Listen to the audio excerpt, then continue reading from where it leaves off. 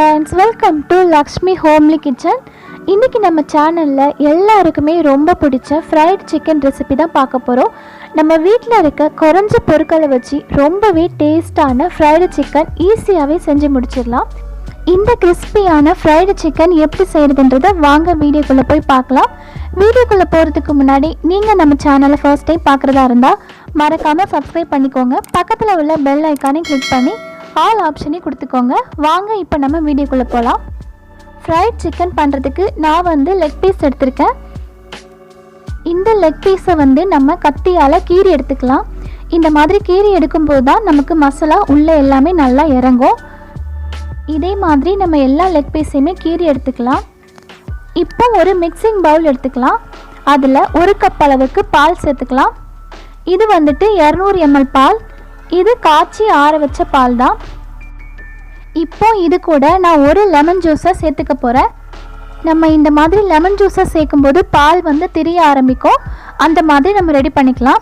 நீங்கள் இந்த மாதிரி பாலில் லெமன் ஜூஸை சேர்த்து திரிய வைக்கிறதுக்கு பதிலாக நம்ம தயிரில் தண்ணி சேர்த்து கூட மோர் மாதிரி ரெடி பண்ணி கூட வச்சுக்கலாம். உங்களுக்கு எப்படி வேணுமோ நீங்கள் அப்படி ரெடி பண்ணி எடுத்துக்கோங்க. இப்போ நமக்கு பால் நல்லா திரிஞ்சிருச்சு. இப்போ இது கூட நான் ஒரு முட்டையை உடைச்சி ஊற்றிக்கிறேன். இந்த முட்டையை சேர்த்ததுக்கு அப்புறமா இதை நம்ம நல்லா மிக்ஸ் பண்ணிக்கலாம். இதை நல்லா பீட் பண்ணி எடுத்துக்கலாம். இப்போ இது கூட 1 ஸ்பூன் அளவுக்கு தனி மிளகாய் தூள் சேர்த்துக்கலாம். 1 ஸ்பூன் அளவுக்கு மிளகுத்தூள், 1/4 ஸ்பூன் அளவுக்கு மஞ்சள் தூள், இதுக்கு தேவையான அளவு உப்பு சேர்த்துக்கலாம். நான் 1 ஸ்பூனுக்கு கொஞ்சம் கம்மியாக சேர்த்துருக்கேன். உப்பு எந்த அளவுக்கு வேணுமோ அந்த அளவுக்கு சேர்த்துக்கோங்க. இப்போ நம்ம இது கூட 1 ஸ்பூன் அளவுக்கு இஞ்சி பூண்டு விழுதும் சேர்த்துக்கலாம். இதையும் சேர்த்துட்டு நம்ம நல்லா மிக்ஸ் பண்ணிக்கணும். இந்த உப்பு நல்லா கரையணும். இதை நம்ம கொஞ்ச நேரம் நல்லா கலந்து விட்டுருக்கலாம். இது நல்லா மிக்ஸ் பண்ணதுக்கப்புறமா நம்ம ரெடி பண்ணி வச்சுருக்க சிக்கனை சேர்த்துக்க போகிறோம். இந்த சிக்கனை பார்த்திங்கன்னா நம்ம இந்த மிக்சிங்கில் நல்லா மிக்ஸ் பண்ணிவிட்டு அதை ஒரு 2லேருந்து 3 மணி நேரம் நல்லா ஊற வைக்கணும். நமக்கு சிக்கன் எந்த அளவுக்கு ஊறுதோ அந்த அளவுக்கு தான் நமக்கு டேஸ்ட்டு கிடைக்கும். குறைஞ்சது ஒரு 2லேருந்து 3 மணி நேரம் கண்டிப்பாக ஊறணும்.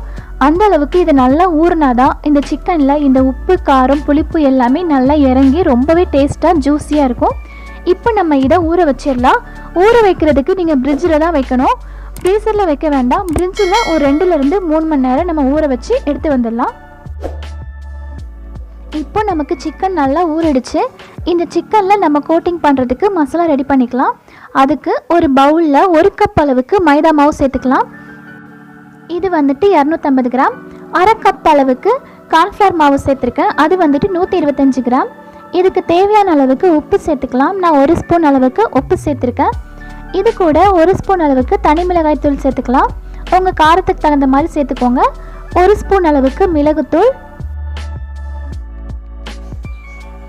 1/4 ஸ்பூன் அளவுக்கு மஞ்சத்தூள் சேர்த்துக்கலாம். இதை நம்ம நல்லா மிக்ஸ் பண்ணிக்கலாம். நம்ம இதில் ஃபுட் கலர் கூட வேணும்னா சேர்த்துக்கலாம். நான் சேர்த்துக்கல. இதை நம்ம நல்லா கலந்து விட்டுட்டு நம்ம ரெடி பண்ணி வச்சுக்கலாம். இப்போ நம்ம சிக்கனில் கோட்டிங் பண்ணுறதுக்கு மசாலா ரெடி பண்ணிட்டோம். இப்போ நம்ம ஊற வச்ச சிக்கன் எடுத்துக்கலாம். இந்த சிக்கனை நம்ம இந்த மசாலா எல்லா பக்கமும் நல்லா படுற மாதிரி மிக்ஸ் பண்ணி எடுத்து வச்சுக்க போகிறோம். நம்ம சிக்கனை நல்லா மிக்ஸ் பண்ணிட்டோம். இதே மாதிரி எல்லா சிக்கனையுமே நம்ம மிக்ஸ் பண்ணி ரெடி பண்ணி வச்சுக்கலாம்.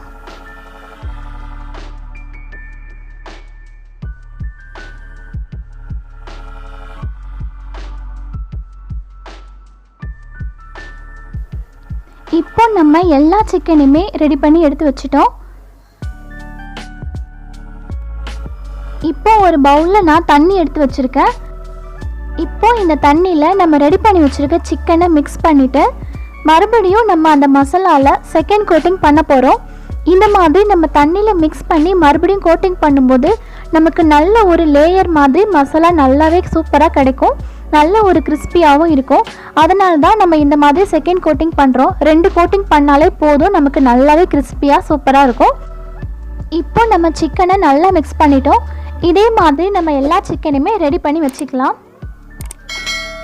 நம்ம சிக்கன் எல்லாமே ரெடி பண்ணி வச்சுட்டோம். இப்போ நம்ம இதை பொரிச்சு எடுத்துக்கலாம். இப்போ நம்ம கடாயில் சிக்கன் பொரிக்கிறதுக்கு தேவையான அளவுக்கு ஆயில் சேர்த்து சூடு பண்ணிக்கலாம்.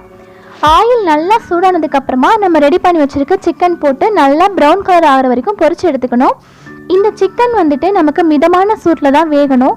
அப்போ தான் நமக்கு சிக்கன் உள்ள வரைக்கும் நல்லாவே வெந்து வரும். இந்த ஃப்ரைடு சிக்கன் வெளியில் நல்லா கிறிஸ்பியாகவும் உள்ள சாஃப்டாகவும் சூப்பராக இருக்கும். இப்போ நம்ம இது ஒரு சைடு நல்லா வெந்ததுக்கப்புறமா மறுபடியும் திருப்பி போட்டுக்கலாம். இந்த சிக்கன் கிட்டத்தட்ட 10லேருந்து 15 நிமிஷத்துக்கு மிதமான தீயில வச்சு வேக வச்சு எடுத்துக்கோங்க. அப்போ தான் நமக்கு கரெக்டாக வெந்து வரும். இது நல்லா பொன்னிறமாகிற வரைக்கும் நம்ம 2 பக்கமும் நல்லா திருப்பி போட்டு வேக வச்சு எடுத்துக்கலாம். இப்போ நமக்கு நல்லாவே சிக்கன் பொரிஞ்சிருச்சு. இப்போ நம்ம இதை எடுத்துடலாம். இந்த அளவுக்கு நல்லா கலர் சேஞ்ச் ஆகணும். அப்போ தான் நமக்கு சிக்கன் நல்லா வெந்திருக்கும். இப்போ பார்த்தீங்கன்னா நமக்கு நல்லாவே ப்ரௌன் கலர் ஆயிடுச்சு. இப்போ நம்ம இதை எடுத்துடலாம். ரொம்பவே கிறிஸ்பியான டேஸ்டியான ஃப்ரைட் சிக்கன் ரெடி ஆயிடுச்சு. இதே மாதிரி நம்ம எல்லா சிக்கனுமே பொரிச்சு எடுத்துக்கலாம்.